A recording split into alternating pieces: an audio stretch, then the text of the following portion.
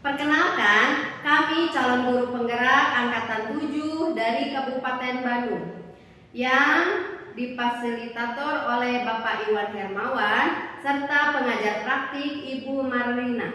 Pada kesempatan ini kami akan melaksanakan tugas tentang demonstrasi kontekstual modul 2.3 berkaitan dengan supervisi coaching. Perkenalkan, saya Siti Rohaini dari SDN Katapang.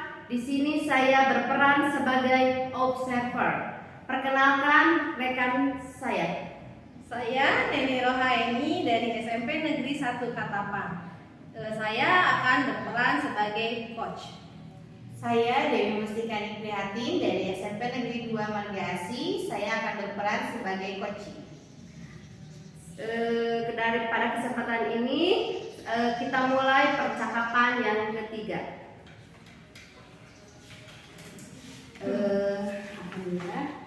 Assalamualaikum warahmatullahi wabarakatuh. Waalaikumsalam warahmatullahi wabarakatuh.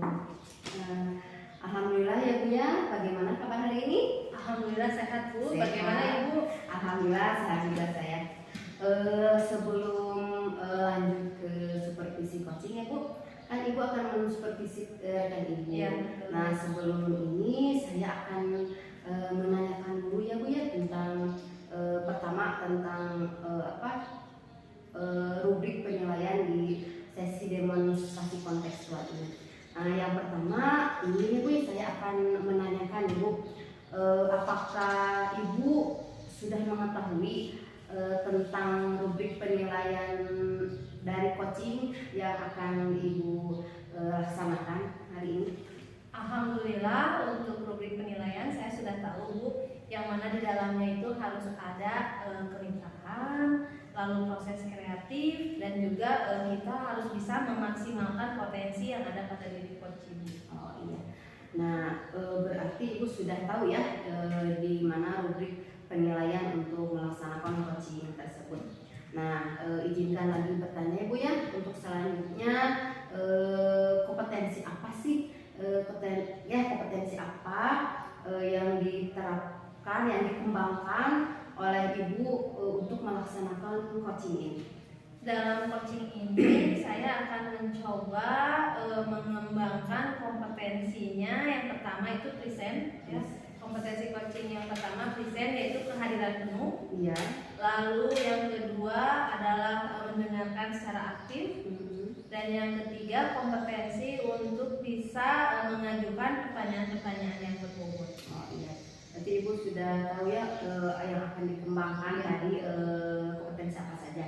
Nah terus untuk mengembangkan kompetensi yang ketiga dari tadi ya Bu, kompetensi yang spesifikasi apa yang akan Ibu observe, yang akan Ibu terapkan gitu? Dari ketiga kompetensi tadi, saya ingin mencoba lebih fokus kepada kompetensi present Bu, hadir penuh di sini ya. Oh, jadi Ibu akan melaksanakan spesifikasi itu ke present tadi ya Bu ya. Nah terus yang terakhir Ibu ya, untuk indikator ketercapaian dari tujuan pengembangan yang diinginkan yang tadi, yang mana yang Ibu akan ketercapaiannya gitu, kompetensi mana, indikator yang mana? Indikatornya kalau untuk present itu yang pertama tentu saja saya harus bisa mempunyai kemampuan untuk hadir secara utuh, secara penuh untuk coaching gitu. Yang pertama. Yang kedua di sini saya harus bisa bersikap terbuka dengan apa yang diungkapkan oleh coaching. Lalu saya juga harus bisa menggali kompetensi yang dimiliki oleh coaching.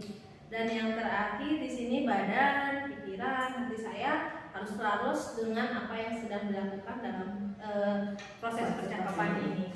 Nah, iya betul Bu. Sesudah saya menanya seperti itu ya Bu ya, silahkan Ibu laksanakan coaching tersebut dengan rekan Ibu. Silahkan. Terima kasih Bu. Ya, sama. Assalamualaikum Ibu Neni. Waalaikumsalam Ibu Dewi. Apa kabar? Alhamdulillah. Ibu sendiri apa kabar? Alhamdulillah saya. Kenapa nih Bu, ada apa nih? Jadi gini Bu, saya sebelumnya mau meminta waktu Ibu untuk diskusi. Apakah Ibu ada waktu? Insya Allah ada.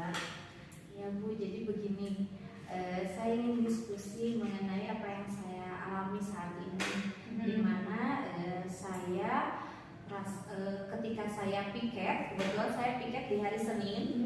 Nah, ada kelas yang pada saat jam itu selalu ada di siswanya itu, beberapa siswa ada di luar kelas, padahal gurunya sendiri ada di dalam kelas.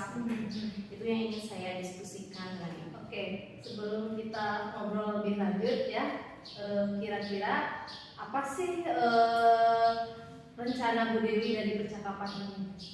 Rencana saya tentunya ingin diskusi kita membuahkan hasil. Hasilnya itu berupa solusi atau mungkin apa yang kira-kira harus saya lakukan ke depannya.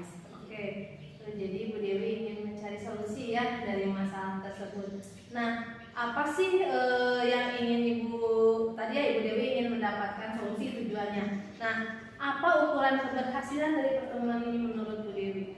Yang pasti ukuran keberhasilannya itu saya ingin bahwa apa yang setelah kita diskusikan ini dapat saya terapkan dan membuahkan hasil bahwa ada perubahan di kehidupan itu, di proses pembelajaran yang setiap piket saya hari Senin itu. Nah, supaya pada saat Ibu Dewi nanti piket itu tidak terjadi hal yang demikian lagi gitu ya, kira-kira apa sih kesempatan yang Ibu miliki?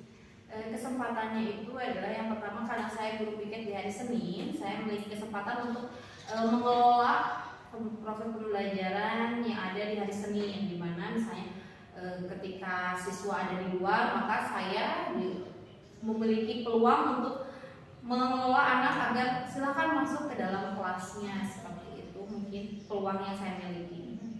Berapa orang piketnya? Satu. Oh, jadi satu hari satu orang piketnya? Ya, satu hari itu 2 orang. Mengingat saya shift pagi karena saya mengajar kelas 9. Karena kedua sekolah saya 2 shift.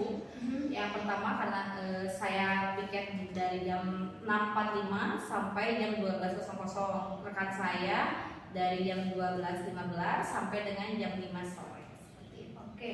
Nah, tadi kan Ibu punya peluang ya untuk mencari solusi dari permasalahan yang Ibu miliki tadi.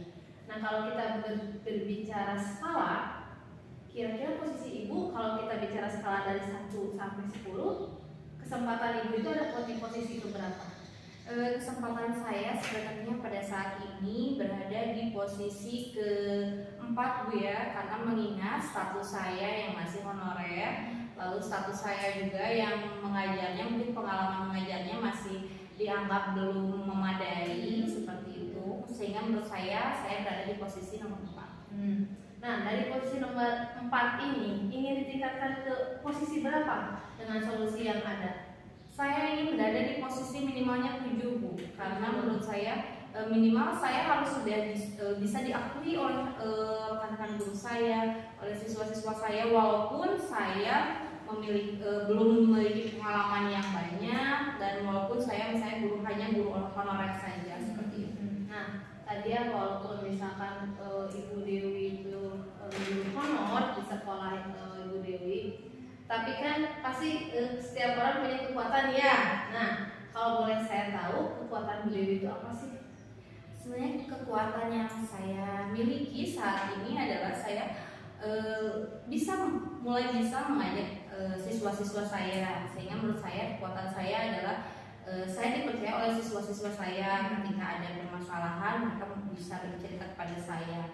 Itu adalah merupakan kekuatan yang saya miliki. Sementara untuk kekuatan dalam bersama rekan-rekan sejawat saya memiliki komunitas praktisi, di mana memang terdiri dari guru-guru muda yang memiliki tujuan untuk memajukan sekolah kita seperti itu. Jadi guru muda yang muda yang kreatif ya Bu ya. Jadi biasanya yang muda itu yang beraksi gitu ya. Nah, dengan kekuatan yang Ibu miliki tadi, kemungkinan apa yang bisa Ibu ambil? Kemungkinan yang pertama adalah saya bisa meyakinkan kepada siswa ketika misalnya ada guru, mari kita hormati guru tersebut. Kita di dalam kelas, kita belajar, kita fokus belajar tanpa rasa misalnya rasa benci atau apapun terhadap mata pelajaran ataupun guru tertentu. Lalu saya juga pada teman-teman, saya berharapnya saya bisa memberikan motivasi agar bisa gimana, dan motivasi dan sedikit ilmu gimana caranya agar siswa itu menarik ketika belajar dengan kita dan siswa itu jiwanya ada di dalam kelas kita, seperti ini. Bagus sekali ya. Lalu kira-kira ya, ketika Bu Dewi mempunyai kekuatan itu untuk mencapai tujuan dari Bu Dewi, ada nggak sih hambatan yang dapat menghalangi Bu dalam meraih tujuan tersebut? Hambatan pasti ada ya Bu ya. Yang saya rasakan sekarang saja hambatannya adalah gimana saya yang memang notabene pengalamannya belum terlalu banyak, ketika berdampingan dengan guru yang pengalamannya lebih banyak, itu menjadi hambatan tersendiri, di mana ketika saya menyampaikan A, maka mungkin akan timbul kontra dari rekan saya, di mana Neng masih muda juga, karena belum tahu aja kelanjutannya seperti apa, siswa itu seperti apa. Itu mungkin yang menjadi hambatan yang saya rasakan, sementara ilmu yang saya dapat sendiri itu bertentangan dengan hal tersebut. Seperti itu. Nah, ketika Bu Dewi menghadapi hambatan seperti itu, ya, selama ini sudah Bu Dewi lakukan apa? Selama ini ketika saya mendapatkan hambatan seperti itu, yang pasti saya pertama diskusi dulu dengan rekan-rekan saya. Meskipun kami memiliki pengalaman yang sedikit, tapi kami selalu mencari ilmu-ilmu yang terbaru. Dimana ketika ada misalnya sekarang yang terbaru itu ada pembelajaran berdiferensiasi, lalu pembelajaran yang menganut KSE, itu juga yang saya pelajari, sehingga minimal mulai dari diri saya sendiri, lalu rekan saya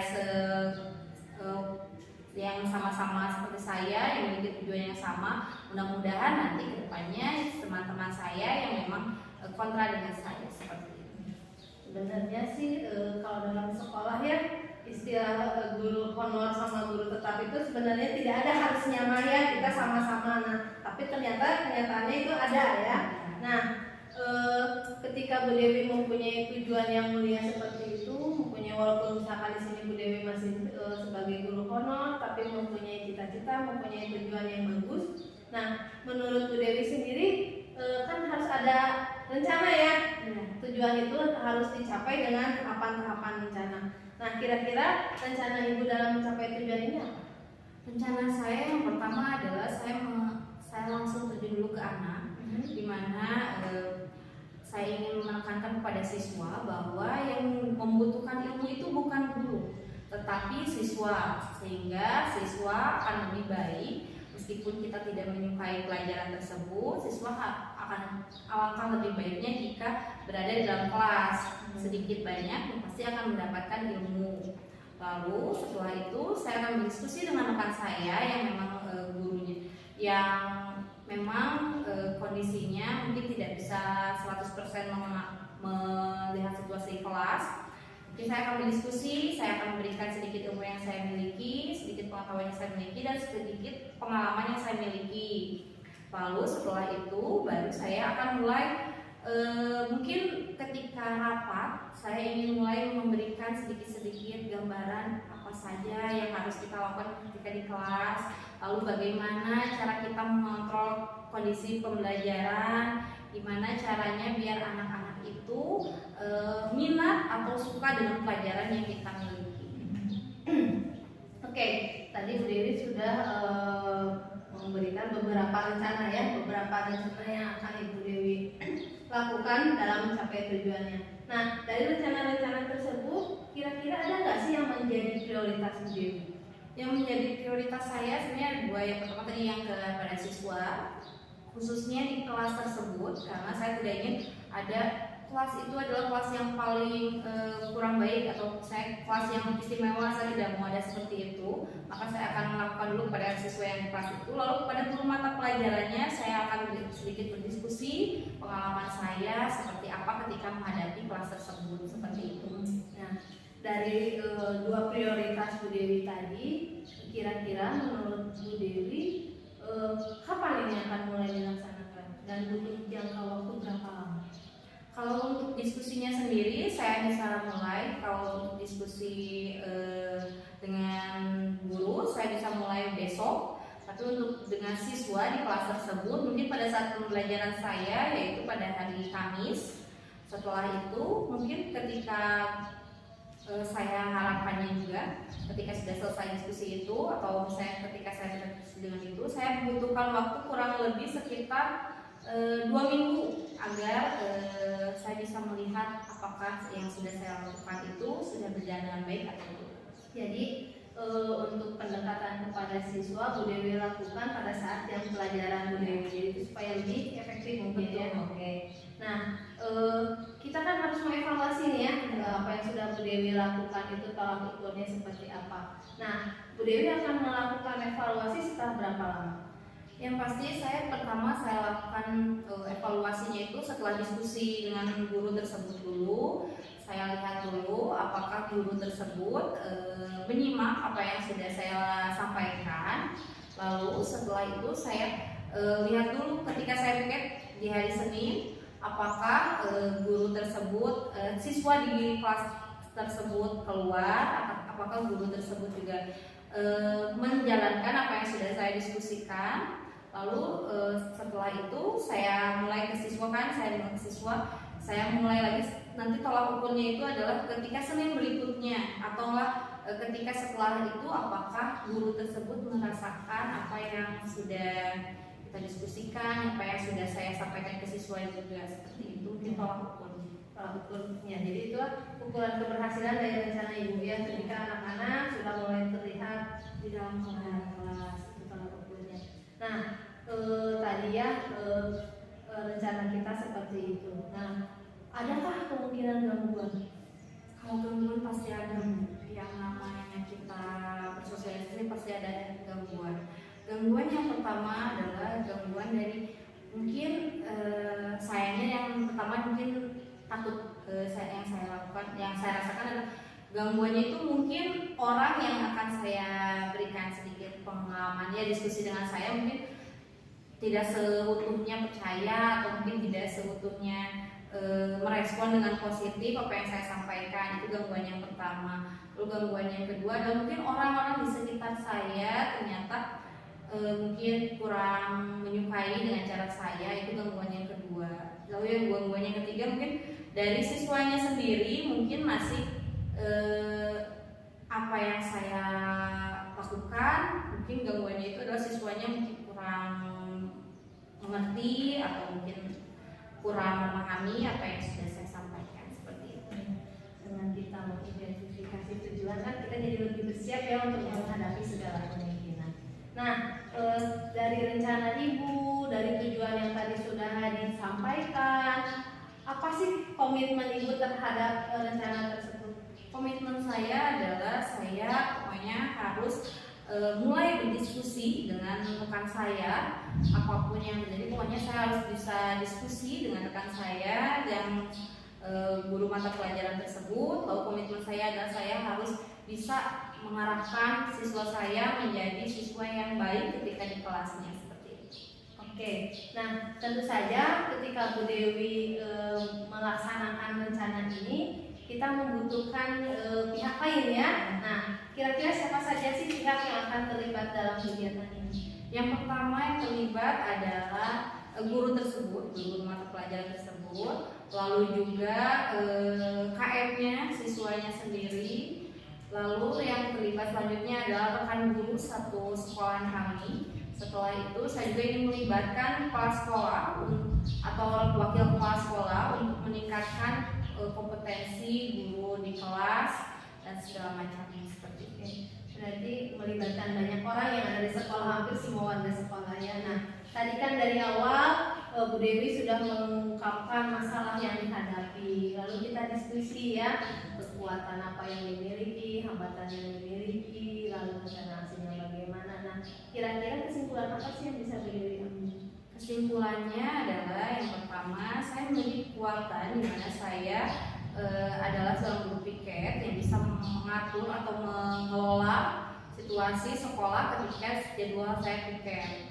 Lalu setelah itu saya juga memiliki jika memiliki permasalahan tadi itu, saya harus yang pertama adalah mendiskusikannya dengan rekan saya, lalu mendiskusikan dengan siswa, lalu menyampaikan apa yang saya miliki, yang ilmu yang saya dapat, pengalaman yang saya dapat. Lalu saya juga bekerja sama dengan rekan-rekan guru, dengan siswa, dan juga dengan kepala sekolah, dan ya dengan warga sekolah kita gitu, seperti itu. Luar biasa ya. Tadi kita sudah menyimpulkan, sudah menentukan tujuan juga. Mudah-mudahan apa yang sudah Bu Dewi rencanakan bisa terimplementasikan dengan baik. Walaupun tadi sudah ada gambaran hambatan, tapi itu tidak menjadikan semangat Bu Dewi kendor ya. Dan mudah-mudahan di piket-piket berikutnya semua siswa sudah tertib, tidak ada lagi yang di luar kelas, dan guru-guru juga sudah bisa memilihnya. Oke, terima kasih Bu Dewi sudah diskusi, sudah sharing. Assalamualaikum warahmatullahi wabarakatuh. Waalaikumsalam warahmatullahi wabarakatuh. Alhamdulillah Ibu Neni sudah selesai melaksanakan wajib ya bersama rekan Ibu.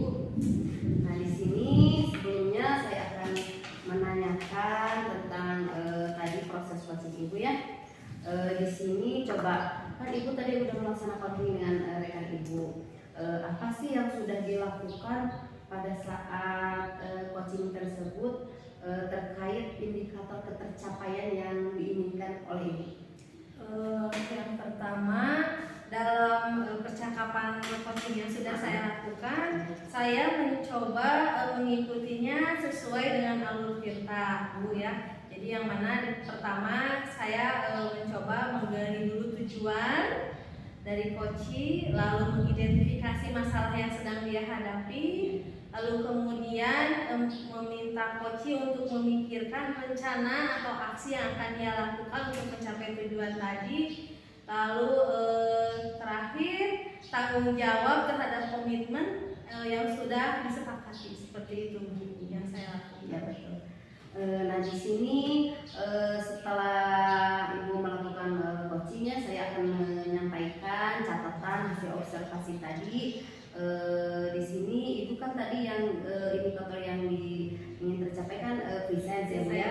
Nah di sini kemampuan untuk hadir utuh bagi coach Ibu sudah terlaksana. Jadi sudah kepenuhan dengan utuh bagi coach tadi sudah terlaksana. Terus dengan yang kedua, badan pikiran Ibu sudah dengan hati sudah selaras dengan itu. Terus yang ketiga, Ibu sudah bersikap terbuka, terus sabar juga melakukan coaching tersebut. Terus Ibu untuk ingin mengetahui lebih banyak dari coaching, terus menggali pertanyaan-pertanyaan yang berbobot tadi ya.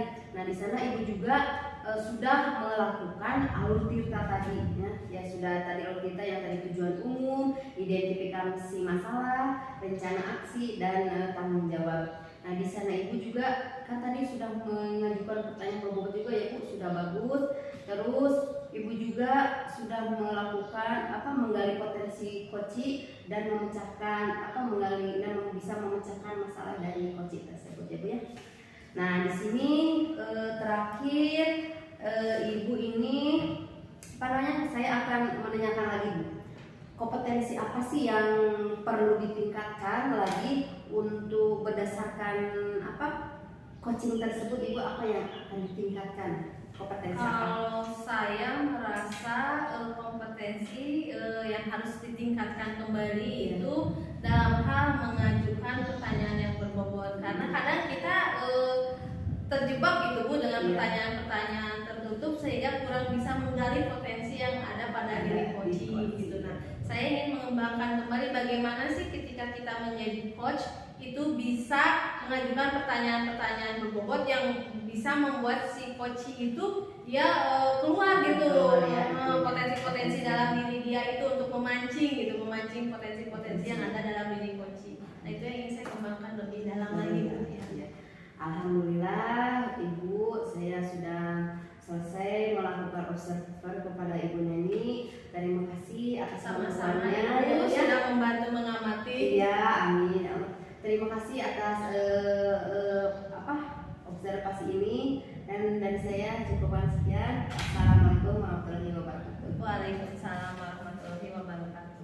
Alhamdulillah untuk percakapan yang ketiga ini telah selesai. Wabillahi taufiq wal hidayah. Wassalamualaikum warahmatullahi